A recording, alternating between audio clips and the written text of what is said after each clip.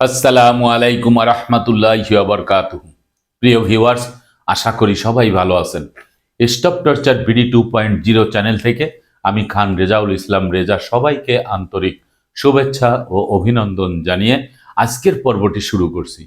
আজকের পর্বের যে ভিডিও, সেই ভিডিওর মূল বিষয় হচ্ছে ভূমি অপরাধ প্রতিরোধ প্রতিকার আইন 2023-এর 13 নম্বর ধারা নিয়ে বিস্তারিতভাবে আলোচনা করব। তাই ভিডিওটি না টেনে সম্পূর্ণ ভিডিওটি দেখার জন্য অনুরোধ রইল। আর ভিডিওটি দেখার পরে যদি ভালো লাগে, মন চায় লাইক কমেন্টস করবেন, শেয়ার করবেন। আর আমাদের চ্যানেলটি যদি ভালো লাগে, আমাদের পরিবারের সদস্য হতে চান, তাহলে চ্যানেলটি সাবস্ক্রাইব করে পাশে থাকা বেল বাটনটি অন করে দিয়ে আমাদের সাথেই থাকুন। প্রিয় ভিউয়ার্স, 13 নম্বর যে ধারা, সেই ধারায় যে বিষয়টি বলা হয়েছে মাটির উপরি স্তর কর্তন বা ভরাটের দণ্ড।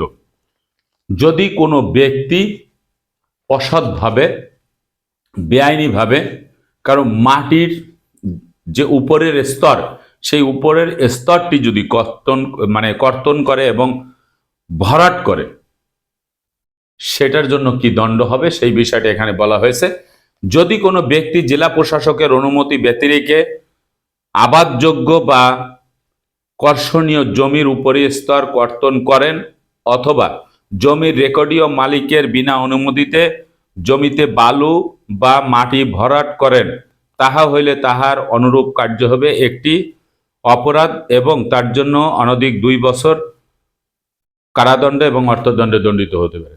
এটা সরকারি জমি হোক, আধা সরকারি হোক, বেসরকারি হোক, স্বায়ত্তশাসিত হোক, জনসাধারণ হোক, যার সম্পত্তি হোক না কেন, সেই সম্পত্তির যিনি মালিক, অর্থাৎ যদি সরকারি সম্পত্তি হয়, এই সম্পত্তির মালিক হচ্ছে স্বয়ং ডিসি সাহেব, জেলা প্রশাসক, এবং যিনি একজন পাবলিক, জনসাধারণ, সেই জনসাধারণের যে সম্পত্তি, সেই সম্পত্তির মালিক হচ্ছেন একজন সাধারণ মানুষ। এই জনসাধারণ যিনি জমির প্রকৃত মালিক, রেকর্ডীয় মালিক, দলিলের মালিক, এই সকল মালিক অথবা সরকারি সম্পত্তির জেলা প্রশাসক, তার অনুমতি ব্যতিরেকে যদি কোনো ব্যক্তি ওই জমির উপরের স্তর যদি, অর্থাৎ মাটি যে অবস্থাতে আছে সেখান থেকে 1 ফিট, 1.5 ফিট, 2 ফিট পরিমাণ মাটি যদি সেখান থেকে কেটে অন্যত্র নিয়ে যায়, এটা পুকুর খনন করে ফেলে, এরকম যদি কেউ করে, তাহলে সেটি হবে একটি অপরাধ। তার জন্য তার 2 বছর কারাদণ্ড হবে, অর্থদণ্ডে দণ্ডিত হতে হবে। আবার যদি কোনো ব্যক্তি তার নিজস্ব সম্পত্তির কোনো মাটি বা কোনো বালু সে রাখার কোনো জায়গা পাচ্ছে না, দেখা গেছে যে কোনো ব্যক্তির একখণ্ড জমি পড়ে আছে, নিচু জমি, কৃষি জমি, হয়তো সেখানে নিয়ে ফেলে দিল।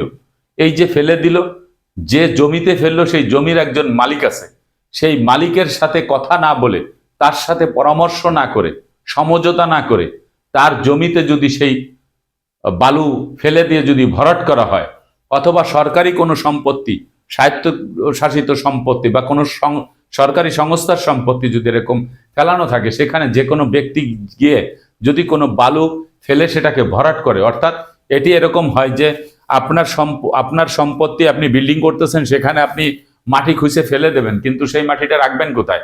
আপনি পাশে আর একজনের সম্পত্তি সেখানে পাইছেন, সেখানে আপনি ফেলে দিয়েছেন, কিন্তু এই ফেলে দিতে পারবেন যদি ওই জমির মালিক আপনাকে অনুমতি দেয় এবং পরবর্তীতে যদি বলে যে সেটা আপনার সরায় নিতে হবে, চুক্তি মোতাবেক সেটা আবার সরায়ও নিতে হবে।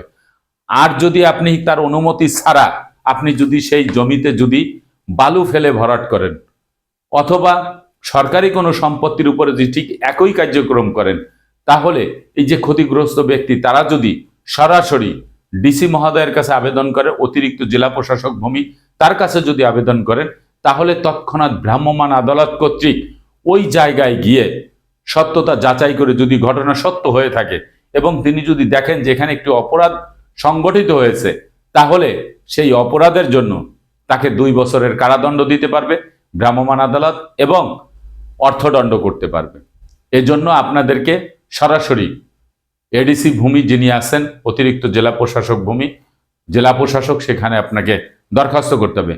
অলরেডি কিন্তু যারা এই কার্যক্রমের সাথে জড়িত আছে, আপনারা পেপার পত্রিকায় দেখেছেন, টিভিতে দেখেছেন যে অলরেডি আমার কাছেও নিউজ আছে যে 2-3 জায়গায় অলরেডি লোক ধরে নিয়ে গেছে, তাদেরকে কিন্তু জেল দিয়ে দিছে। এই জন্য এই ধারাগুলি নিয়ে কথা বলছি যে অনেকেই আমরা এই ভিডিও দেখি, কিন্তু অনেক সময় মনে করি যে পাশের জমিটা পড়ে আছে, ঠিক আছে, ওখান থেকে 2 কোদাল মাটি কেটে নিয়ে আসো, অসুবিধা নাই, মালিক আসলে পরে বলবো। আপনার দৃঢ় বিশ্বাস ছিল যে মালিক আপনাকে কিছু বলবে না, কিন্তু যখনই আপনি এক স্তর মাটি কেটে নিয়ে যাবেন, অথবা আপনি সেই জমিতে আপনি 2 ট্রাক বালু ফেলে রাখবেন, এরকম যদি হয়, তাহলে ওই মালিক যদি এসে যদি অভিযোগ করে, তাহলে আপনার কিন্তু 2 বছরের কারাদণ্ড হবে এবং আপনাকে কিন্তু শাস্তি পেতে হবে। এই বিষয়টা কিন্তু এখানে স্পষ্ট করে বলা আছে। প্রিয় ভিউয়ার্স, আশা করি আপনারা এই বিষয়টি বুঝতে পেরেছেন। তাই 13 নম্বরে যে মাটির উপরি স্তর কর্তন এবং ভরাটের জন্য যে দণ্ডবিধি, এটা কিন্তু আপনাদের সামনে উপস্থাপন করলাম। আজকের মতো ভিডিওটি এখানে শেষ করব। আগামীতে দেখা হবে অন্য কোনো ভিডিও নিয়ে। সে পর্যন্ত সবাই ভালো থাকবেন, সুস্থ থাকবেন, আর আমার জন্য দোয়া করবেন। আল্লাহ হাফেজ।